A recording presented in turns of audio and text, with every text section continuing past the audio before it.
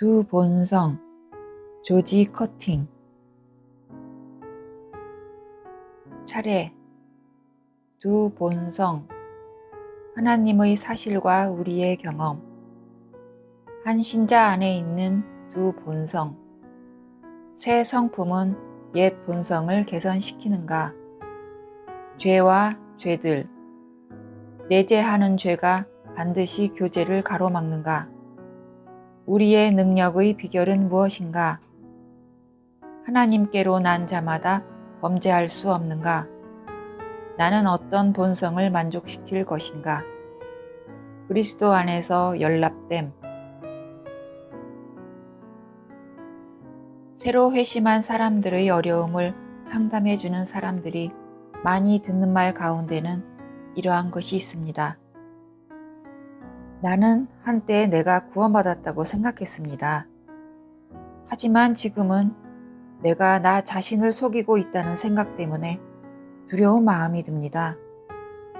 나 자신이 더 좋아지지도 않았고 심지어 내가 회심했다고 고백하기 전보다 더 나빠졌다는 느낌이 듭니다.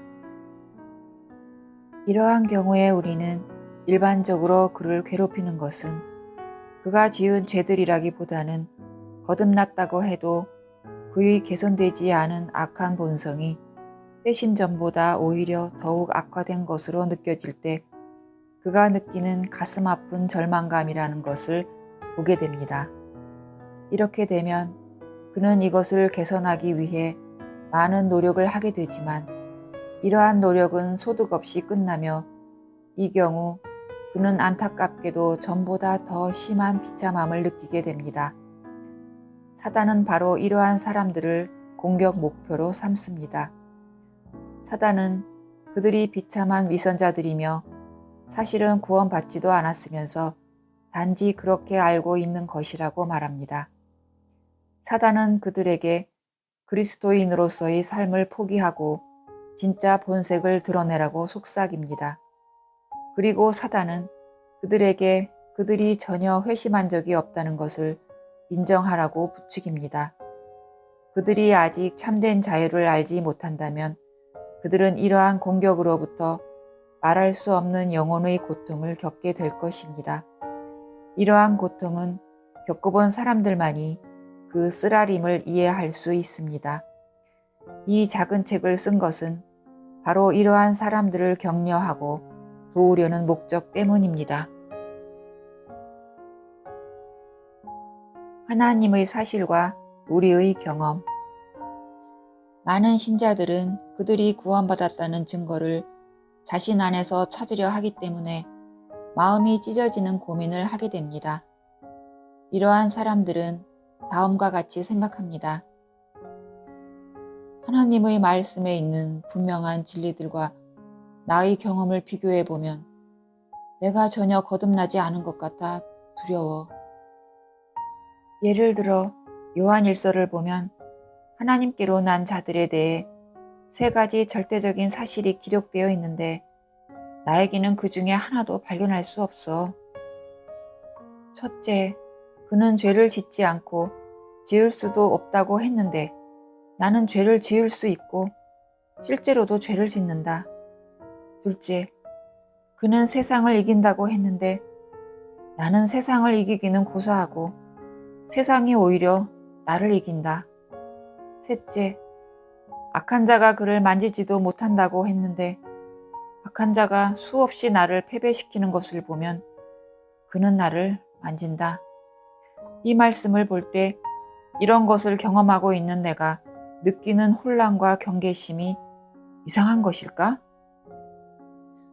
물론 이러한 경험을 하게 되면 그렇게 혼란스러워하는 것도 무리는 아닐 것입니다.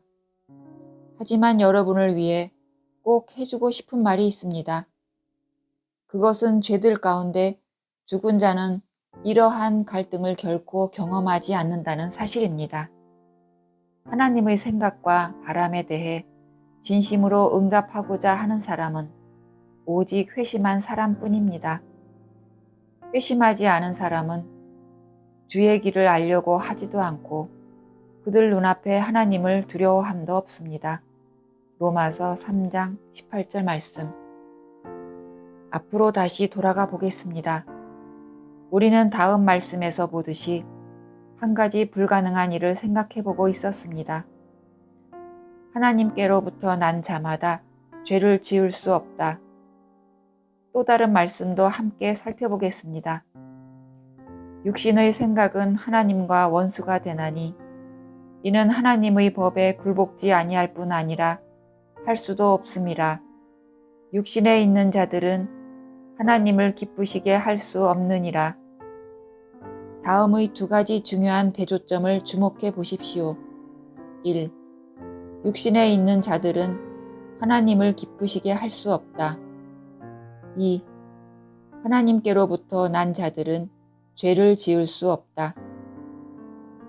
이 본문에서 육신이 무엇을 의미하는지를 짚고 넘어가는 것이 좋겠습니다. 이것은 아담의 모든 후손들 안에 있는 악한 본성, 즉 타락한 본성으로서 이것은 우리 안에 존재하는 죄로 인해 오염되어 있습니다. 이 육신은 아담의 후손들이 행하는 모든 죄된 행위의 실제적 원천입니다. 한 신자 안에 있는 두 가지 본성. 우리는 출생할 때 악한 본성을 갖게 됩니다. 이것은 참으로 악하기 때문에 하나님께서는 이 악한 본성을 하나님의 법에 굴복하도록 만드는 것이 불가능하다고 말씀하셨습니다. 그것은 하나님을 기쁘시게 할 수 없습니다. 시편 기자는 내가 죄악 중에 출생하였으며 모친이 죄 중에 나를 잉태하였나이다 라고 말합니다.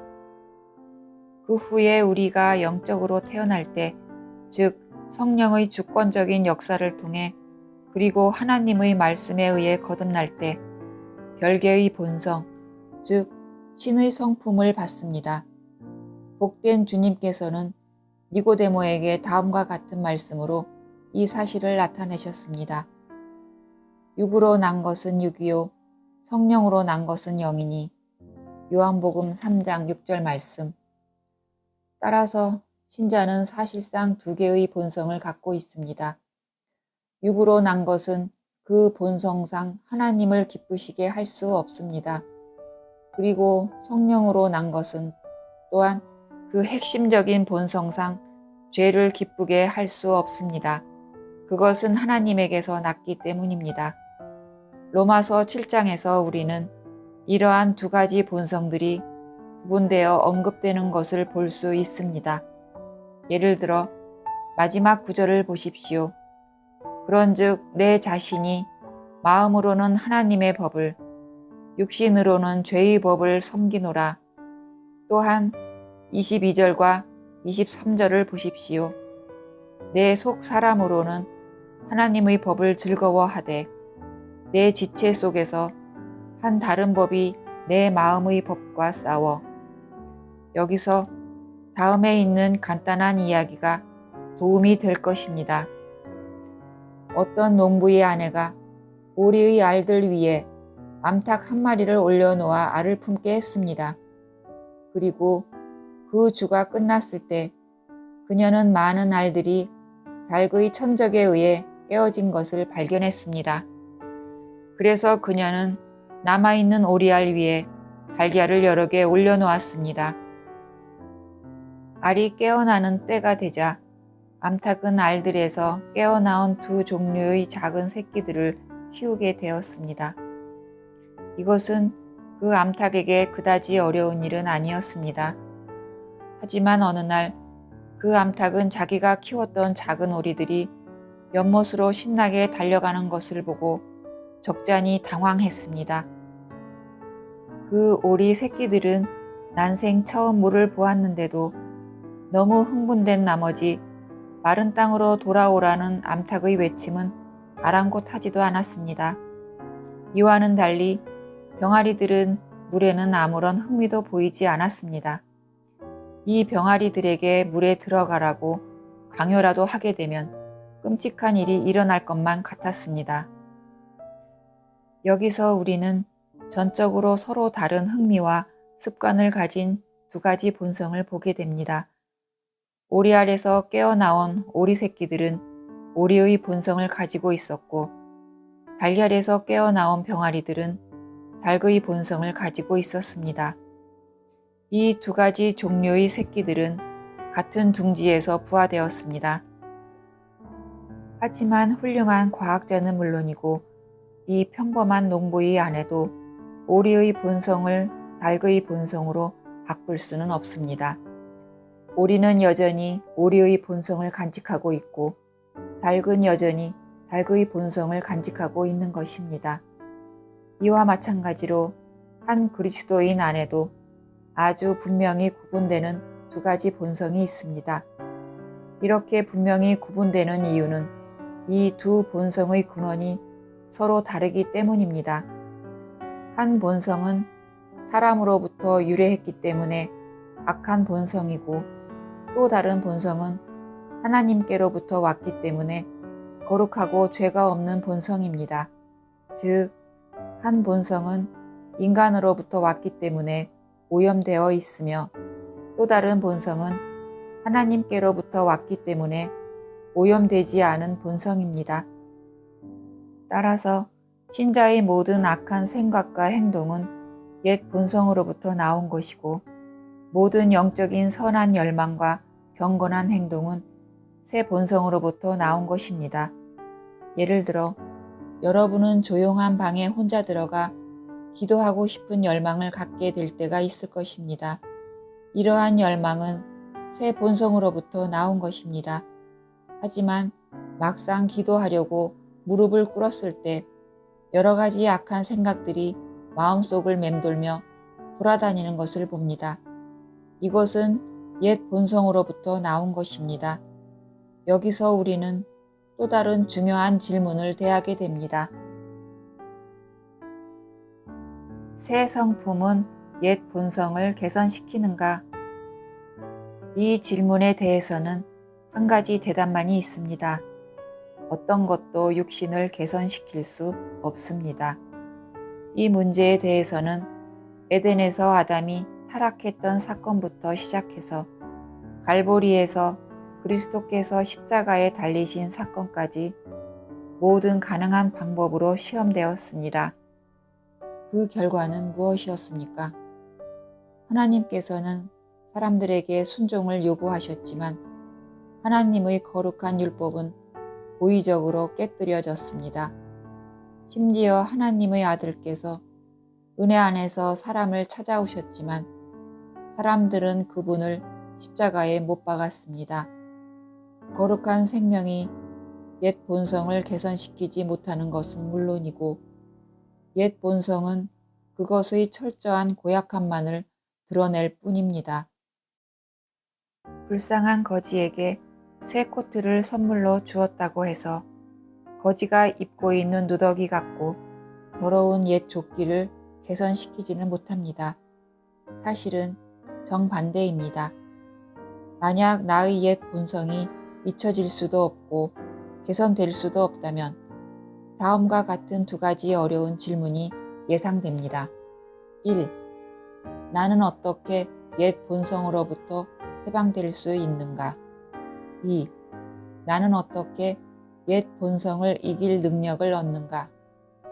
이러한 어려운 질문을 생각해 볼 때 성경에 있는 다음의 중요한 차이점을 주목하는 것이 도움이 될 것입니다. 죄와 죄들. 우리 안에 자연적으로 존재하는 악한 원리는 죄라고 불립니다. 이러한 부패한 본성을 소유한 결과 짓게 되는 악한 행동과 말, 생각들을 죄들이라고 부릅니다. 이러한 차이는 요한일서 1장 8절 9절에서 살펴볼 수 있습니다. 만일 우리가 죄 없다 하면 스스로 속이고 8절 만일 우리가 우리 죄들을 자백하면 저는 미쁘시고 의로우사 우리 죄들을 사하시며 9절 이러한 구분은 하나님께서는 그리스도께서 흘리신 보혈을 통해 우리의 죄된 행위들, 즉 죄들을 용서하시지만 육신 안의 죄에 대해서는 용서하시는 게 아니라 심판하고 정죄하신다는 사실을 성경에서 발견할 때 중요성을 갖습니다.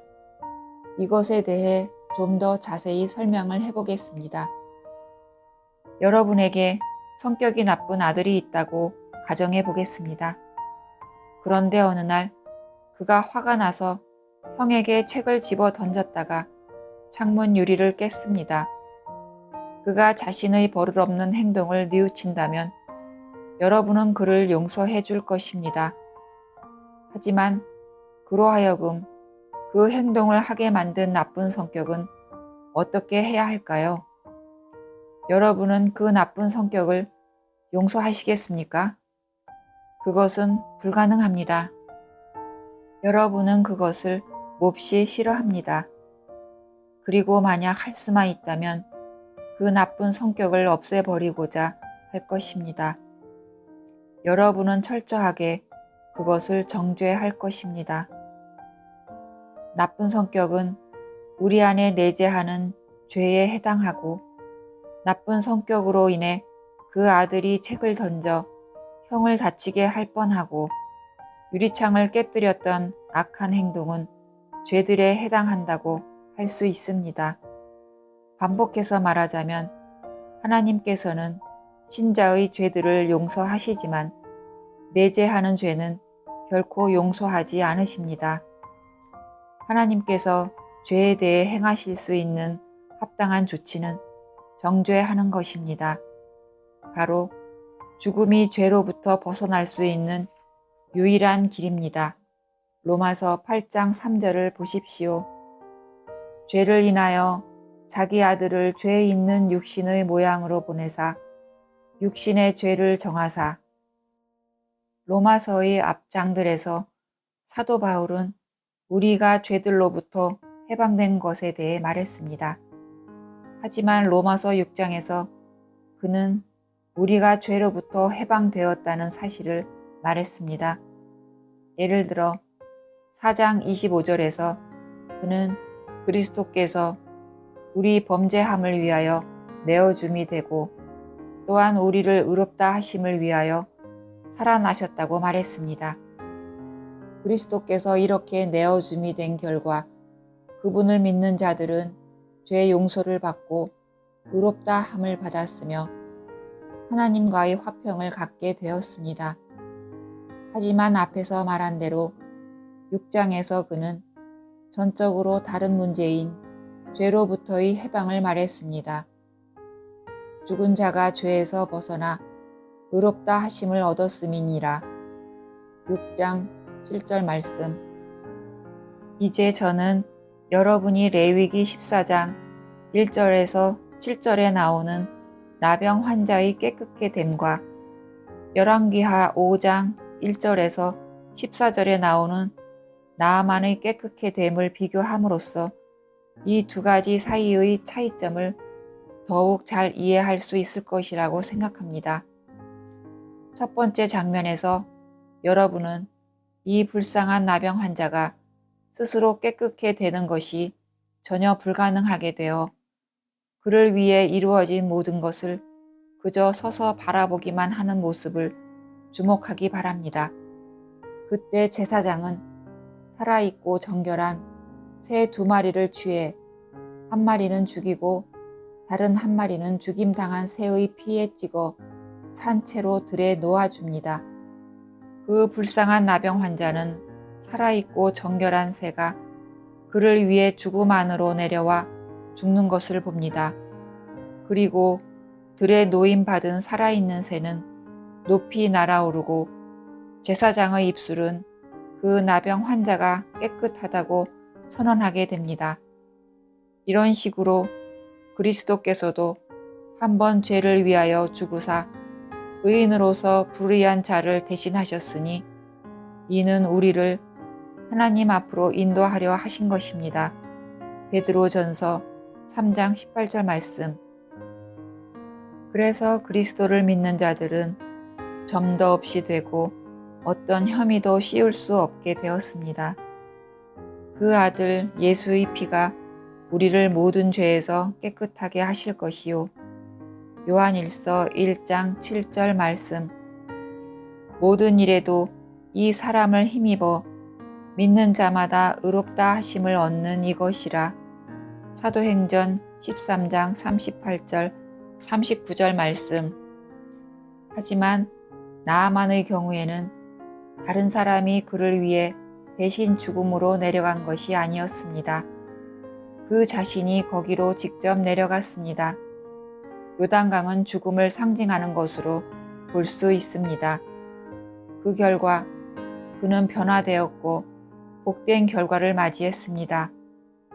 모형적으로 말해서 나병 환자로서의 그의 모든 것은 요단의 물결 안에 남겨졌던 것입니다. 이처럼 성경은 우리에게 그리스도께서 신자를 대신해서 죽음으로 내려가셨을 뿐 아니라 신자 자신이 나아만처럼 죽음 안으로 들어갔다는 사실을 말씀하고 있습니다. 여러분은 죽어 있습니다. 좀 더 정확히 말하면 여러분은 그리스도 안에서 그리스도와 함께 죽었습니다. 골로새서 3장 3절 말씀. 하지만 우리의 해방과 나아만의 해방 사이에는 큰 차이가 있습니다. 나아만은 나병의 존재로부터 해방되었지만 우리는 여기 사는 동안 내재하는 죄의 실제적인 존재로부터 해방되지는 못할 것입니다. 우리가 행한 것뿐 아니라 우리의 본성적인 모습 또한 십자가에서 이미 다루어졌습니다. 그리고 우리가 받아야 할 정죄를 담당하신 분께서 이렇게 말씀하셨습니다. 다 이루었다. 요한복음 19장 30절 말씀. 누가 우리를 정죄할 수 있겠습니까? 아무도 없습니다. 정죄할 것이 더 남아 있습니까? 아무것도 없습니다. 사단이 우리의 죄들을 우리 앞으로 가져옵니까? 우리는 우리가 지은 죄들을 부인할 필요도 없고 변명할 필요도 없습니다. 믿음은 이렇게 말합니다. 그리스도께서 그 죄들을 위해 죽으셨다. 사단이 우리의 죄된 본성 때문에 우리를 괴롭힙니까? 믿음은 이렇게 말합니다. 나 또한 죽었다. 하지만 이제 많은 사람들이 맞닥뜨리는 실제적인 어려움이 등장합니다. 저는 어떤 신자가 제가 그리스도와 함께 죽었다고 느낄 수 있도록 해주십시오 라고 간절하게 기도하는 것을 들은 적이 있습니다. 하지만 하나님께서는 우리가 죽었다고 느끼는 것에 대해 말씀하신 적이 있습니까? 결코 없습니다. 하나님께서는 이와 같이 너희도 너희 자신을 죄에 대하여는 죽은 자요 그리스도 예수 안에서 하나님을 대하여는 산자로 여길지어다. 로마서 6장 11절 말씀 라고 말씀하셨습니다. 우리는 그리스도의 죽음 안에서 우리도 죽었다는 사실을 믿으라는 권면을 받습니다. 이것은 하나님께서 그렇게 말씀하셨기 때문이지 우리가 죽었다고 느끼고 있기 때문은 아닙니다. 하나님께서는 우리를 위해 이 사실을 분명히 말씀하셨고 너희가 죽었다고 하십니다. 하나님께서는 우리가 그리스도께서 우리의 죄들을 위해 죽으신 것을 믿는 것처럼 그 사실 또한 믿기를 원하십니다. 하나님께서는 우리의 대속자이신 그리스도의 죽음을 우리의 죽음으로 여기고 계십니다. 한 사람이 모든 사람을 대신하여 죽었은즉 모든 사람이 죽은 것이라. 고린도 후서 5장 14절 말씀. 우리가 믿음으로 그렇게 여길 때 하나님의 시야에 항상 일치될 수 있을 것입니다. 이렇게 해서 하나님의 시야로 볼 때 타락한 아담의 후손으로서 우리의 옛 위치는 십자가에서 끝이 났습니다. 성경이 말씀하시는 대로 우리의 옛사람이 그리스도와 함께 십자가에 못 박혔습니다. 로마서 6장 6절 말씀. 그리고 우리는 이제 마지막 아담이신 부활하신 그리스도와 생명 안에서 연결되어 있습니다. 로마서 7장 4절에서 말씀하신 것처럼 우리는 다른 이 곧 죽은 자 가운데서 살아나신 이에게 결혼했습니다. 믿는 자로서 우리는 새로운 위치로 옮겨졌습니다. 그리스도께서 우리를 위해 십자가에서 죄가 되심으로써 우리가 받아야 할 정죄를 담당하셨고 이제는 죽음에서 부활하셨습니다. 하나님께서 우리를 그리스도 안에서 보시기 때문에 우리는 정죄가 미치는 범위를 벗어난 것입니다. 죽음과 심판은 우리 뒤에 던져졌고 은혜와 영광은 우리 앞에 있도다. 모든 죄의 물결이 예수님 위에 덮쳤으니 죄의 큰 힘이 거기에 나타났도다. 부활의 첫 열매여 그분을 무덤에서 일어나셨도다. 이제 새 창조 안에 섰으니 심판을 벗어나 우리는 자유롭도다. 내재하는 죄가 반드시 교제를 가로막는가? 어떤 사람들은 다음과 같이 질문할지도 모릅니다. 신자 안에 육신이라는 악한 것이 존재한다는 사실이 하나님과의 교제에 장애가 되는 것은 아닙니까? 또 다른 이야기를 통해 이것에 대해 설명해 보겠습니다. 어떤 아버지와 아들이 어느 날 서로 행복한 교제를 나누며 집안에 앉아 있었습니다.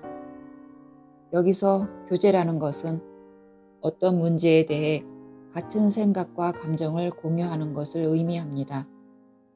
하지만 또 다른 아들이 숲속에서 돌아다니다가 집에 들어와서는 식탁 위에 야생 딸기를 올려놓았습니다. 아버지는 즉시 그 딸기들의 독이 있어서 먹을 수 없는 것이라고 정죄했고 그것들을 모두 버리기를 원했습니다.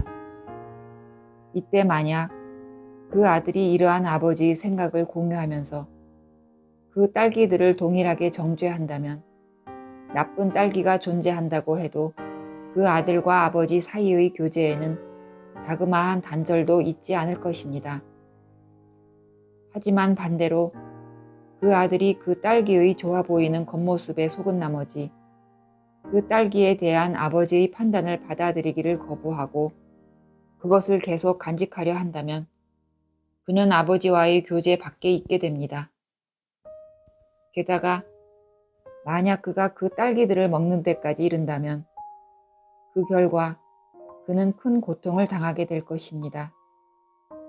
하지만 그가 자기의 어리석음을 보게 되어 자신의 고집을 겸손하게 고백하면서 그 과일을 정죄하는 일에 있어 아버지의 생각과 일치를 이룬다면 교제는 다시 회복될 것입니다. 하나님으로부터 이러한 복된 진리들을 배운 신자가 죄가 여전히 그의 안에 거하고 옛 본성은 더욱 악화된다는 사실을 보게 된다면 그는 옛 본성을 개선시키려는 헛된 노력을 그만두고 하나님과 같은 편이 되어 옛 본성에 대항할 수 있게 될 것입니다. 우리는 우리의 옛 본성에 대해 결코 믿을 수 없는 가장 끔찍한 적이요. 결코 거기에 빠져서는 안 되는 것으로 여겨야 합니다. 우리는 하나님께서 십자가에서 육신을 철저하게 정죄하셨고 따라서 우리 역시 그것을 정죄해야 한다는 사실을 알고 있습니다. 우리는 우리 자신을 죄에 대하여 죽은 자요 그리스도 예수 안에서 하나님을 대하여 산 자로 여깁니다. 하나님께서 육신으로부터 어떤 선한 것도 기대하지 않으신다는 사실이 얼마나 위로가 되는지 모릅니다. 하나님께서는 육신을 철저히 무가치한 것으로 영원히 포기하셨고 우리도 그렇게 하기를 원하십니다. 육신은 우리에 대해 어떤 권리도 주장할 수 없습니다. 우리는 더 이상 육신을 따라 살아가는 육신의 빚진 자가 아닙니다. 로마서 8장 12절 말씀. 그리고 우리에게는 이 육신이 활동하지 못하도록 정말로 경계해야 할 책임이 있습니다. 하지만 하나님께서는 그리스도의 죽음과 부활을 통하여 우리에게 이 육신은 하나님 앞에서 성령 안에 있는 우리의 새로운 상태 안에서 그 어떤 자리도 차지할 수 없다는 사실을 보여주셨습니다. 그리스도의 십자가는 우리가 전에 타락한 첫째 아담과 가졌던 관계를 영원히 제거해 버린 것입니다. 그리고 성령께서는 우리의 영혼 안으로 부활하신 마지막 아담의 생명을 가져오셨습니다.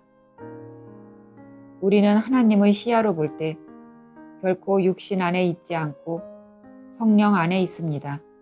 로마서 8장 9절 말씀. 하나님의 시야로 볼 때 우리가 가진 유일한 생명은 그리스도의 생명인 것입니다.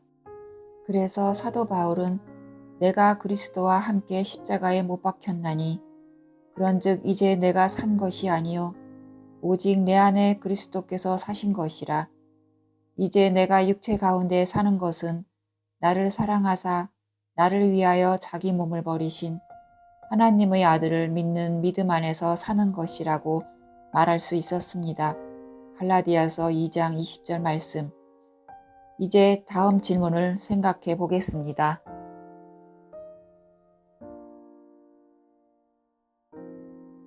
우리의 능력의 비결은 무엇인가?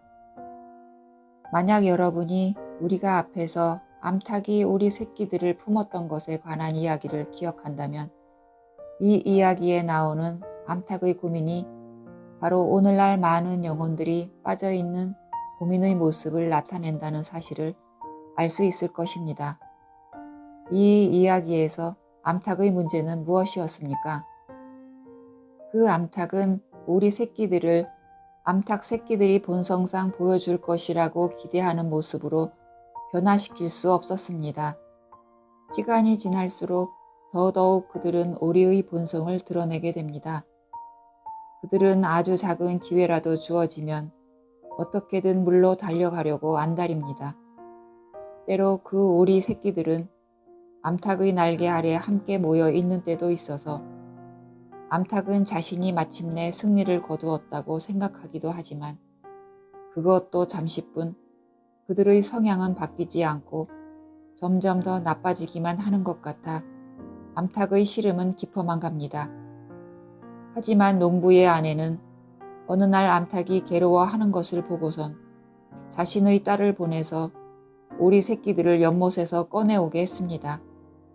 왜냐하면 농부의 아내가 생각할 때 이 암탉이 오리 새끼 때문에 괴로워하다가는 작은 병아리들을 돌보는 일마저 방해를 받을까 염려했기 때문입니다. 이 암탉에게는 이러한 도움이 얼마나 위로가 되었겠습니까? 암탉은 그 오리 새끼들을 길들이려고 아무리 노력해보아도 소용이 없었는데 이제는 그들을 다스릴 수 있는 능력의 도움을 받게 되었기 때문입니다. 이제 하나님의 성령으로 난 모든 자들은 그에게 나눠진 새 본성에 맞는 본능을 갖게 되었습니다. 이 본능은 그로 하여금 나는 속마음으로 하나님의 법을 즐거워한다고 말하게 합니다.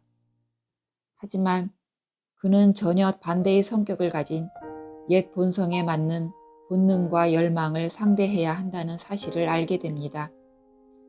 그래서 우리는 성경에서 육신의 일과 성령의 일이라는 표현을 만나게 되고 이 두 가지의 선호와 열망이 서로 정반대 방향을 가진다는 사실을 보게 됩니다.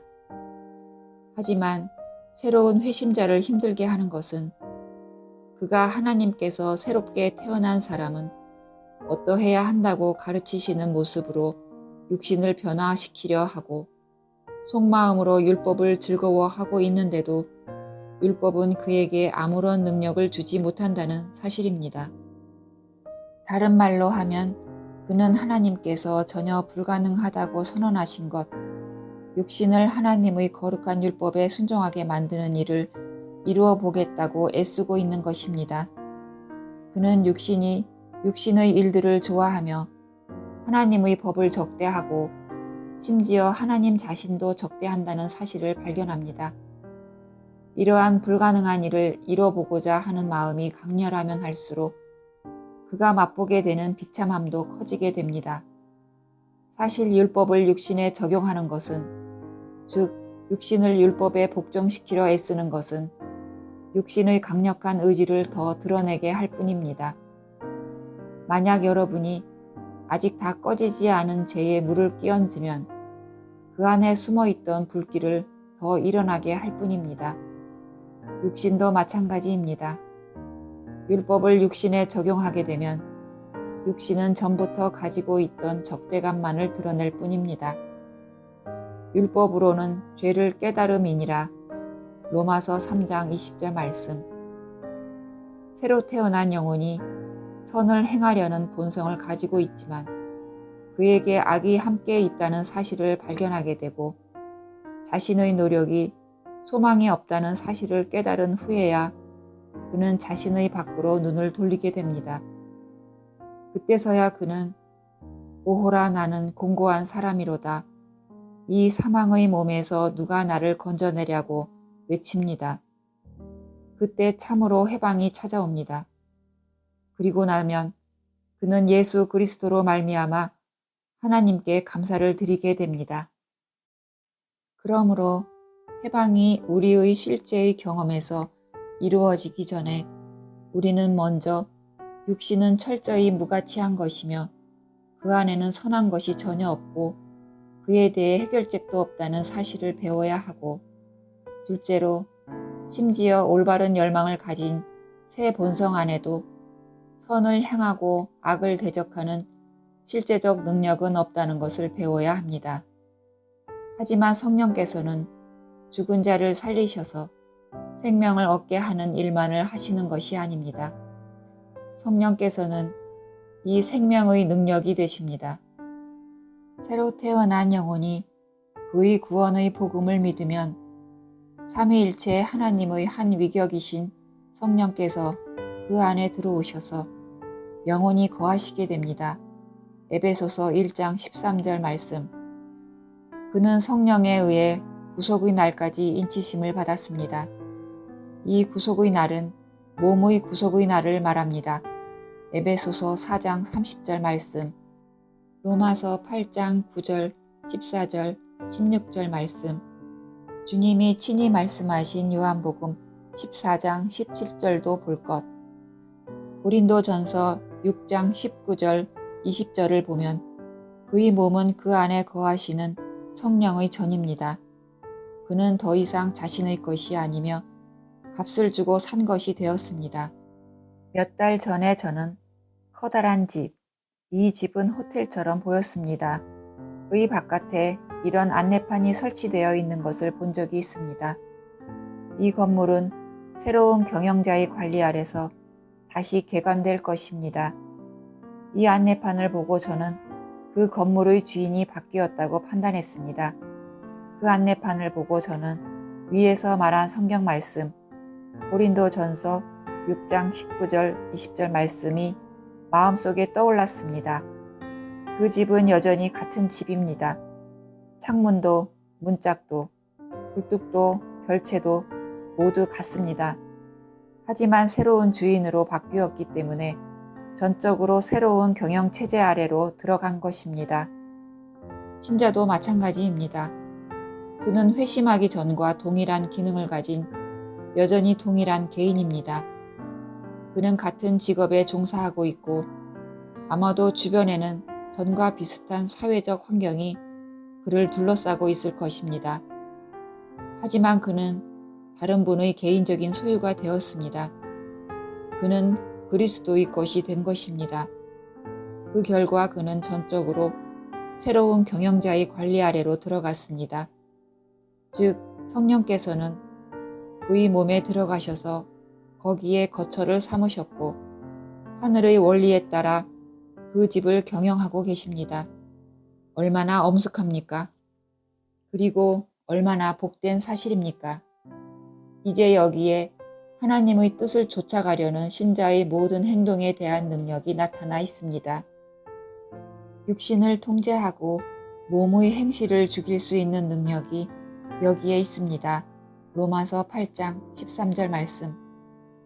앞의 이야기에서 농부의 아내의 딸이 오리 새끼들의 자연적인 의지에 저항했을 때 암탉은 그녀의 도움으로 오리 새끼들을 적절히 통제할 수 있었습니다. 그래서 우리는 갈라디아서 5장 17절에서 육체의 소욕은 성령을 거스리고 성령의 소욕은 육체를 거스리나니 이 둘이 서로 대적하므로 너희의 원하는 것을 하지 못하게 하려 함이니라 는 말씀을 대하게 됩니다. 우리가 여기서 주의할 필요가 있는 것은 우리를 경영하러 오신 성령을 근심하게 해서는 안 된다는 사실입니다. 우리는 성령에 의해 구속의 날까지 인침을 받았습니다. 에베소서 4장 30절 말씀. 능력과 관련하여 기억해 두어야 할 중요한 두 가지 사실이 있습니다. 첫째, 우리는 우리 것은 아무것도 없다는 사실을 경험적으로 알아야 합니다. 둘째, 성령의 능력이 우리에게 실제로 효과를 발휘하려면 우리는 그리스도를 절대적으로 의지해야 합니다. 다른 분이신 그리스도께 매달릴 수밖에 없는 우리의 연약함 안에서 우리는 능력을 경험할 수 있습니다. 하지만 이것과 관련해서 만약 악한 본성이 회심한 사람들 안에 남아있고 그 악한 본성이 자신을 드러내려고 한다면 하나님께로 난 자마다 범죄할 수 없다는 것이 어떻게 가능한가라는 질문이 제기될 수 있습니다. 하나님께로 난 자마다 범죄할 수 없는가? 우선 이러한 상태, 하나님께로 난 자는 범죄할 수 없다는 흔히 말하듯이 여기에 대한 믿음을 가진 소수만이 달성하는 상태가 아니라는 사실을 말씀드립니다. 이것은 새로 태어난 모든 사람들, 즉 하나님께로 난 자마다 적용되는 사실입니다. 얼핏 보면 이러한 상태는 나 자신이 경험한 것이나 또는 다른 사람에게서 관찰되는 경험과 전적으로 상반되는 것처럼 보입니다. 이러한 관찰이 일단 그럴듯해 보이지만 하나님의 말씀을 이해하는 첫 번째 단계는 믿는 것임을 염두에 두면서 기도하는 마음으로 좀 더 자세히 살펴보겠습니다. 믿음으로 우리가 아나니 히브리서 11장 3절 말씀. 여기서 저는 지금은 주님 나라에 가신 어떤 하나님의 종이 자주 사용했던 이야기를 하나 말씀드리겠습니다. 이 이야기는 사과나무를 돌 능금나무에 접붙이기를 하는 재배법을 기초로 한 이야기입니다. 여러분이 아는 것처럼 우리가 흔히 먹는 사과 열매를 얻기 위해서는 돌 능금나무의 머리 부분을 잘라내고 거기에다가 원래 사과나무의 작은 부분을 조심스럽게 접붙이기를 합니다. 연결 부위를 흙으로 잘 감싸 보호를 해주고 나서 자라도록 두면 다가오는 봄이나 여름에는 그 나무에서 탐스런 사과 열매를 맺게 됩니다. 자, 이제 이 나무가 심겨져 있는 과수원으로 가서 농부에게 이러한 질문을 한다고 가정해 봅시다. 이 나무는 무엇라 부르나요? 그는 사과나무지요 라고 대답합니다. 하지만 일부는 돌능금나무이고 일부는 사과나무라고 불러야 하지 않나요? 우리 농부들은 그런 식으로 말하지 않아요. 전에는 숲에 있던 돌능금나무였지만 이제는 과수원에 있는 사과나무지요. 이것은 전과 동일한 나무이지만 우리가 그 머리 부분을 잘라냈을 때 돌능금나무로서의 역사는 끝이 난 것이지요. 그리고 접붙이기가 된 가지에서 생명의 표시가 나타나면 그날부터 사과나무로서의 역사가 시작되지요. 하지만 이 사과나무는 여전히 돌능금 열매를 맺지 않나요? 아니요. 그렇게 되지 않아요. 돌능금나무가 사과 열매를 맺을 수 없듯이 사과나무가 돌능금 열매를 맺기란 불가능한 일이지요. 그럼 이 나무에는 돌능금의 본성이라곤 찾아볼 수 없다는 뜻인가요? 그렇진 않아요. 하지만 돌능금의 본성은 모두 정죄를 받았습니다.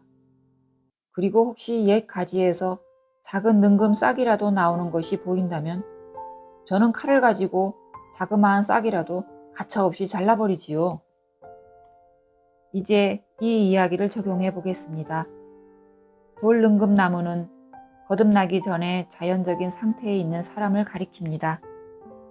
우리가 거듭날 때 사과나무가 접붙여지는 것처럼 성령과 말씀에 의해 새 본성이 우리 안으로 들어옵니다. 이제 사도 요한은 요한일서에서 이러한 일들을 매우 추상적인 방법으로 설명하고 있습니다. 앞의 이야기에서 농부가 그 나무는 단지 사과나무라고 했던 것처럼 요한도 새로운 본성의 관점에서 신자를 바라보고 있습니다. 이 본성은 하나님께로 났기 때문에 갖게 된 본성입니다. 따라서 사과나무가 사과나무이기 때문에 돌능금 열매를 맺는 것이 불가능한 것처럼 하나님께로 난 자도 마찬가지로 죄를 짓는 것이 불가능한 것입니다. 이는 하나님의 씨가 그의 속에 거함이요 저도 범죄치 못하는 것은 하나님께로서 났음이라. 요한일서 3장 9절 말씀. 신의 성품이 어떻게 죄를 지을 수 있겠습니까? 이러한 신의 성품은 그리스도께서 이 땅을 사실 때 그 복된 발걸음 안에서 나타났던 성품입니다. 주님께서는 죄를 짓지 않으셨습니다. 어떻게 죄를 지으실 수 있었겠습니까? 그분은 세상을 이기셨습니다. 악한 자가 그분을 만나지도 못했습니다. 이 세상 임금이 오겠음이라. 그러나 저는 내게 관계할 것이 없으니. 요한복음 14장 30절 말씀.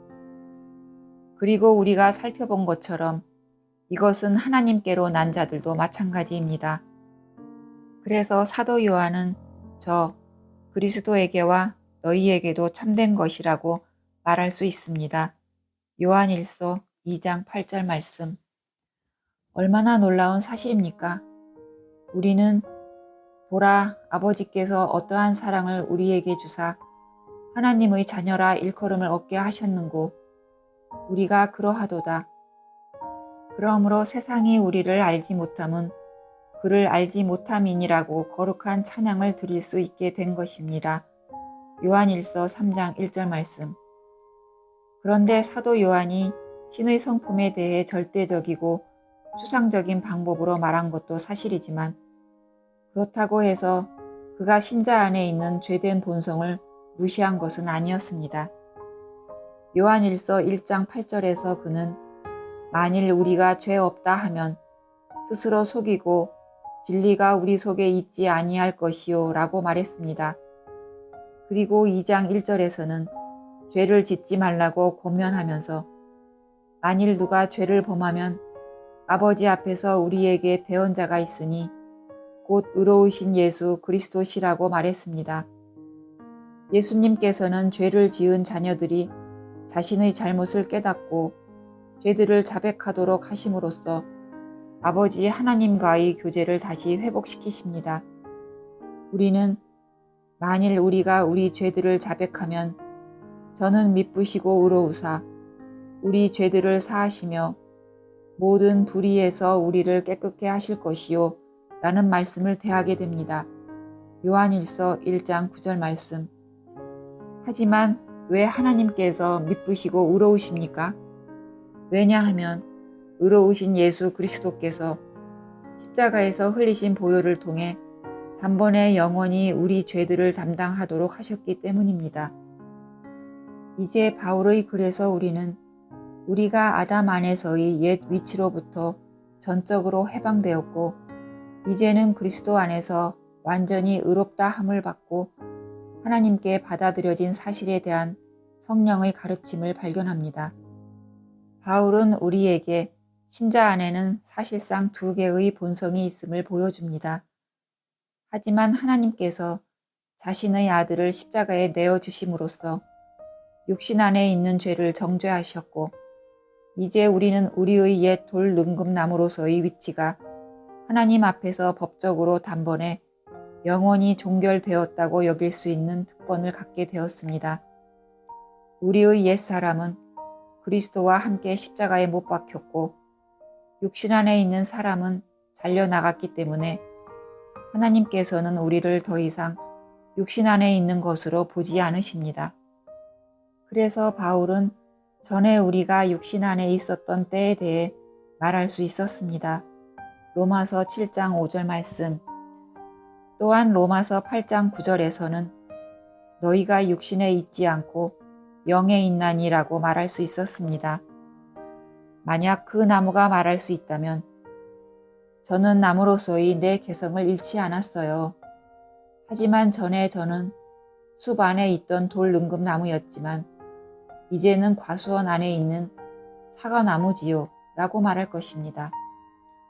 하나님께서 우리에게 우리가 더 이상 첫째 아담의 정죄받은 삶과 연결되어 있지 않고 마지막 아담이신 부활하신 그리스도 안에 있는 것으로 보신다는 사실을 알게 하시는 것이 얼마나 말할 수 없는 축복인지 모릅니다. 바울은 이는 너희가 죽었고 너희 생명이 그리스도와 함께 하나님 안에 감추었음이니라. 골로새서 3장 3절 말씀. 그러므로 이제 그리스도와 예수 안에 있는 자에게는 결코 정죄함이 없나니 라고 말했습니다. 로마서 8장 1절 말씀. 결론적으로 한 가지 실제적인 말을 덧붙이고 싶습니다. 나는 어떤 본성을 만족시킬 것인가? 우리는 지금까지 신자 안에 두 가지 본성이 있을 뿐 아니라 이 두 본성은 근원이 다르기 때문에 좋아하는 것도 또한 다르다는 사실을 살펴보았습니다. 그래서 육신의 일과 영의 일이 구분됩니다. 이 두 본성들은 각자 그들의 열망에 따라 우리의 주목을 끌려고 한다는 사실을 잊지 맙시다. 종달새의 둥지에 두 마리의 새끼들이 있다고 합시다. 이 두 새끼들은 서로 자신에게 먹이를 달라고 아우성입니다. 이 둥지에서 깨어난 한 마리 어린 새끼가 제게 먹이를 주세요 라고 웁니다. 그러면 같은 둥지에서 깨어난 다른 새끼도 제게 먹이를 주세요 라고 웁니다. 우리 안에 있는 두 본성도 마찬가지입니다. 한 가지 차이점이 있다면 이 두 새끼들은 같은 종류의 음식을 먹고 자라지만 그리스도인 안에 있는 두 본성은 서로가 다른 쪽 본성의 음식을 혐오한다는 점입니다. 옛 본성의 음식은 새 본성이 먹을 수 없고 새 본성의 음식은 옛 본성이 입도될 수 없습니다. 그래서 로마서 13장 14절에서는 육신에게 그 정욕을 만족시킬 만한 것을 공급하지 말라.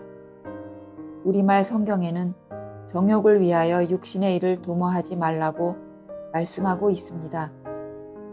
그리고 베드로전서 2장 11절에서는 영혼을 거스려 싸우는 육체의 정욕을 제어하라고 말씀하고 있습니다. 반면에 우리는 갓난 아이들같이 순전하고 신령한 젖을 사모하라. 이는 이로 말미암아 너희로 구원에 이르도록 자라게 하려 함이라는 권면을 받습니다. 베드로전서 2장 2절 말씀. 따라서 우리는 불침범을 서는 초병처럼 깨어 있어서 우리가 읽고 생각하고 행동하고 말하는 모든 것에 대해 다음과 같은 질문을 던져야 합니다. 이것은 새 본성을 위한 음식인가? 아니면 육신을 위한 음식인가? 육신을 위해서는 어떤 음식도 제공하지 말아야 합니다. 베드로는 육신의 정욕이 영혼을 거스려 싸운다고 말합니다. 이러한 단순한 질문이 얼마나 많은 어려움들을 해결해 주는지 모릅니다. 그리고 영혼의 구원에 대한 문제는 말할 것도 없고 이 땅에서도 실제적인 면에서 육신의 씨를 심는 일과 영의 씨를 심는 일이 각기 다른 결과를 낳는다는 엄숙한 사실을 잊지 말아야 합니다. 사람이 무엇을 심든지 그대로 거두리라. 갈라디아서 6장 7절 말씀. 그래서 만약 우리가 육신의 씨를 심으면 타락을 거둘 것이라고 예상해야 합니다. 이것 때문에 우리 아버지 하나님께서 우리를 징계하시는 경우가 온다 하더라도 아버지 하나님의 마음에 있는 사랑을 의심하는 일은 하지 않도록 해야 합니다. 사랑하는 동료 그리스도인 여러분, 여러분의 양심이 보다 예민해지고 자기를 신뢰하는 마음이 없어지기를 바랍니다. 그리고 그리스도만이 우리의 매일의 양식이 되기를 원합니다. 그분의 귀한 말씀이 우리의 계속적인 기쁨이 되기를 바랍니다. 그리스도 안에서 연합됨. 그가 번제물의 머리에 안수할지니 그리하면 연합되어 그를 위하여 속죄가 될 것이라. 레위기 1장 4절 말씀. 이제는 전에 멀리 있던 너희가 그리스도 예수 안에서 그리스도의 피로 가까워졌느니라. 에베소서 2장 13절 말씀. 제물을 드리는 자가 희생 제물 위에 손을 얹는 행위는 완전한 동일시를 표현하는 것입니다. 동일시의 의미가 있는 이러한 행위를 통해 제물을 드리는 자와 그 제물이 하나가 됩니다. 그리고 번제의 경우에 이러한 하나됨은 그가 드리는 제사가 모두 연합된다는 사실을 보증합니다. 이것을 그리스도와 신자에게 적용해보면 신약 성경 안에서 발견되는 가장 귀한 진리인 신자와 그리스도의 영원한 동일시, 곧 신자가 그리스도 안에서 연합된다는 진리가 설명됩니다. 주의 어떠하심과 같이 우리도 세상에서 그러하니라. 요한일서 4장 17절 말씀. 우리가 참된 자, 곧 그의 아들 예수 그리스도 안에 있는 것이니. 요한일서 5장 20절 말씀. 이러한 사실에 미치지 못하는 어떤 것도 진리가 아닙니다. 그리스도 안에 있지 않은 사람은 그의 죄들 안에 있는 것입니다. 중간지대는 없습니다. 여러분은 그리스도 안에 있거나 또는 그리스도 밖에 있습니다. 부분적으로 그리스도 안에 있는 것은 있을 수 없습니다. 만약 여러분과 그리스도 사이에 머리카락 하나만큼의 간격이라도 있다면 여러분은 사실상 진노와 정죄 아래 있는 것입니다. 하지만 반면에 여러분이 그리스도 안에 있다면 여러분은 하나님 앞에서 그의 어떠하심과 같은 모습으로 있는 것이고 무한한 거룩함의 임재 안에서 그렇게 여겨지고 있는 것입니다. 이것이 바로 하나님의 말씀의 단순한 가르침입니다. 너희도 그 안에서 충만하여졌으니. 골로새서 2장 10절 말씀. 또는 너희도 그 안에서 완전하니로 번역할 수 있음. 그의 사랑하시는 자 안에서 우리에게 거저주시는 에베소서 1장 6절 말씀. 흠정력을 직역하면 그의 사랑하시는 자 안에서 우리를 연합하신. 우리는 그 몸의 지체임이니라. 에베소서 5장 30절 말씀.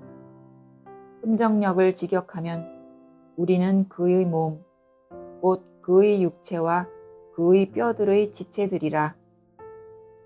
주와 합하는 자는 한 영이니라. 고린도전서 6장 17절 말씀.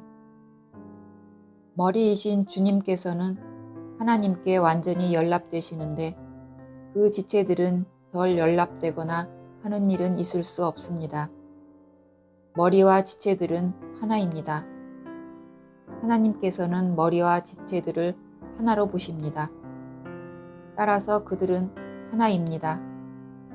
이러한 진리는 가장 높은 확신과 가장 심오한 겸손함의 기반이 됩니다. 우리가 연합해 있는 그리스도에게 어떤 잘못도 물을 수 없는 것처럼 이 연합의 진리는 그리스도와 연합해 있는 우리가 심판의 날에 담대함을 가질 수 있는 충분한 확신을 줍니다. 또한 우리가 그리스도와 연합되어 있다는 진리가 우리의 옛사람의 모든 요구의 철저한 폐지와 옛 본성의 죽음에 기반하고 있기 때문에 이러한 연합의 진리는 우리 자신이 아무것도 아니라는 깊은 자각을 불러일으킵니다. 따라서 머리와 지체들이 모두 하나님 앞에서 무한한 자비와 연락을 받는 동일한 위치에 있는 것으로 여겨지고 있기 때문에 모든 지체들이 한 용납과 한 구원, 한 생명, 한 의로움 안에 서 있다는 것은 너무도 명백한 사실입니다. 의롭다 함을 얻는 데 있어 정도의 차이가 있을 수 없습니다. 그리스도 안에서 아이들이라 할지라도 50년 동안 성도로서 살아온 사람과 동일한 정도로 의롭다 함을 받은 것입니다.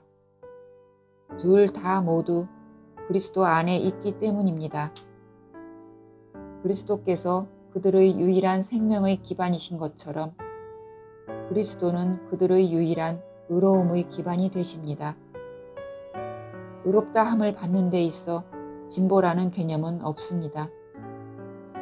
신자는 어제보다 오늘도 의로울 수 없으며 오늘보다 내일도 의로워질 수도 없습니다.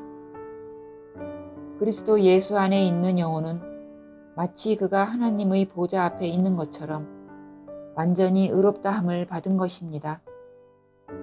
그는 그리스도 안에서 완전합니다. 그는 그리스도의 어떠하심과 같습니다. 그는 그리스도 자신의 권위 위에서 온 몸이 깨끗합니다. 요한복음 13장 10절 말씀. 이러한 영광을 생각해 볼 때 신자가 이것보다 어떻게 더 좋아질 수 있겠습니까? 신자가 성령 안에서 행한다면 이러한 영광의 실제를 누리는 데 있어 진보를 이룰 수 있을 것입니다. 하지만 신자는 성령의 능력에 의해 복음을 믿자마자 의롭지 못한 정죄의 상태로부터 벗어나 의롭다 함을 받고 연락되는 상태로 이미 옮겨진 것입니다. 이 모든 것은 그리스도의 사역의 완전함에 기반을 두고 있습니다. 번제의 경우 제물을 드리는 자가 연락될 수 있는가 하는 것은 그가 드리는 제물이 연락될 만한가에 달려 있었습니다. 이것은 그가 어떠한가의 문제가 아니라 단순히 그 제물이 어떠한가의 문제였습니다. 그가 번제물의 머리에 안수할지니 그리하면 연락되어 그를 위하여 속죄가 될 것이라